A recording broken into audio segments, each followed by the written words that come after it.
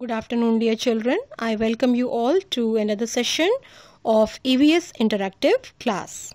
Children, as you all know that we have completed chapter The Earth.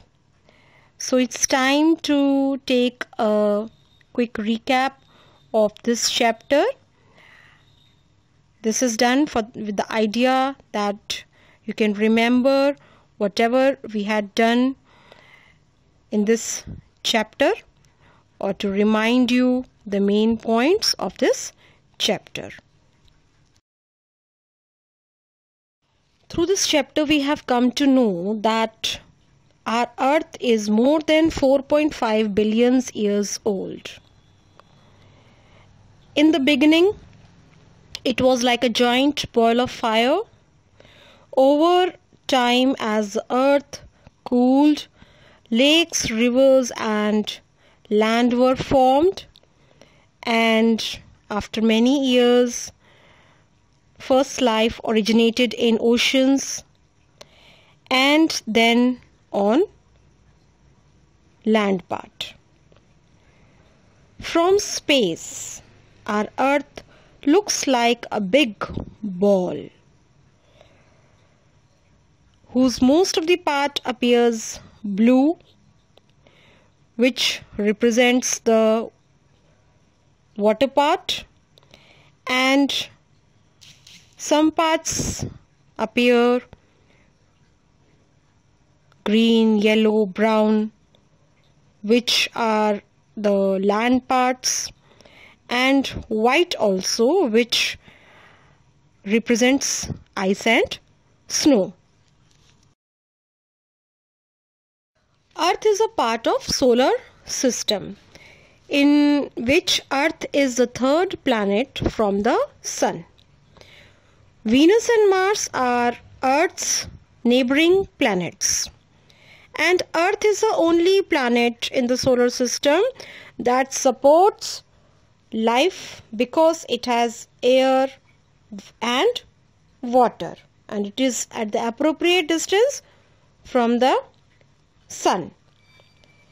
There are many animals that lived millions of years ago on Earth, but they are not found on Earth now, as they have become extinct,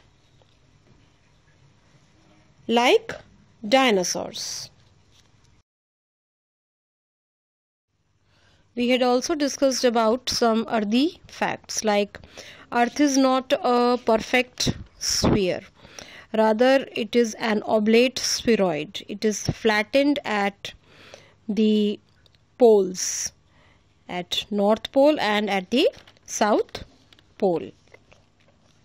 And Earth behaves as a big magnet. It is due to the combined effect of the iron and nickel present in the inner core of the earth, and due to the rotation of the earth on its axis. And 70% of earth is covered with water, due to which it is also known as blue planet. And if we go deep inside the earth, we will find that earth is divided into 3 layers: crust, mantle and core. Out of these 3 layers, crust is the part on which we live, and it is the thinnest part, and mantle is the thickest part, and core is divided into 2 parts: outer core and inner core. Iron and nickel are present in the core part, and as we go deep inside the earth, the temperature increases, and the temperature of core part is as high as the surface temperature of the sun. We had also discussed about the 4 spheres of earth: lithosphere, hydrosphere, atmosphere and biosphere. Lithosphere is the land part, Hydrosphere is the water part, atmosphere is the air part, and biosphere is the part where life exists, living organisms exist. And biosphere is the part of lithosphere, hydrosphere, and atmosphere up to which the life can exist. And we had also talked about soil. That soil is the uppermost layer of Earth's surface. It takes a very, very long time for soil formation to occur. Soil formed by the process of weathering. Weathering means breaking down of rocks. Gradually the rock pieces became powdery and changed into soil. These soil particles are carried down by water currents and got deposited in plains in the form of silt. So sun, water and air and weather plays an important role in making soil. We had also talked about soil profile, means layers of the soil. So soil has 5 layers.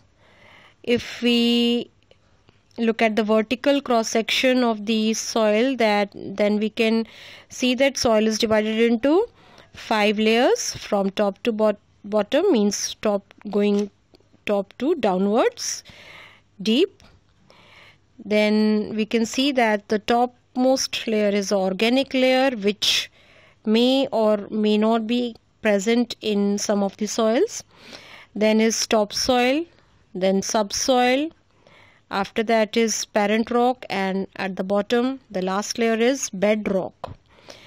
Organic matter is converted into humus by the process of decaying. Soil has 3 types of particles: sand, silt and clay.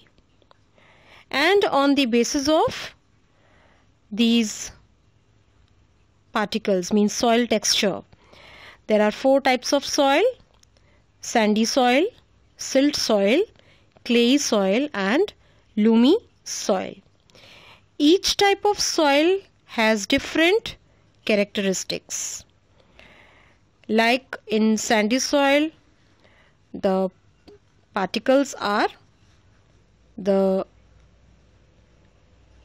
larger ones, whereas in silt has particles smaller than sand and bigger than clay, means medium sized particles, and clayey soil has the smallest particles. And loam is a mixture of all the 3 types of soil, and it is considered the ideal soil for growing crops.